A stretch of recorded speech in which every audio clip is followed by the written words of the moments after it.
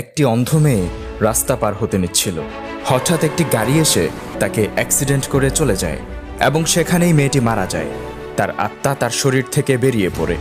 আত্মা বাহিরে এসে ঘুরে ঘুরে কে কি করছে সব কিছুই সে দেখতে পারত, কিন্তু তাকে কেউ দেখতে পাচ্ছিল না।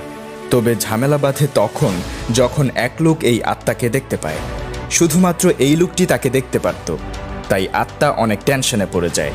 যেখানে কেউ মেয়েটিকে দেখতে পাচ্ছিল না, সেখানে এই লোকটি কিভাবে মেয়েটিকে দেখছিল, কে এই ব্যক্তি, আর কি করে তাকে দেখতে পাচ্ছে, এই সব কিছু জানার জন্য থাকতে হবে ভিডিওটির শেষ পর্যন্ত।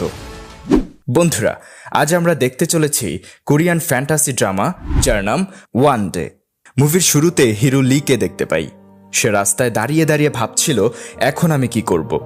অন্যদিকে দেখা যায় এক মহিলার মৃত্যুতে সবাই শোকাহত। সেখানকার একজন লিকে ফোন করেছে। লিয়ের ফোনে ব্রাদার ইন লর কল আসে।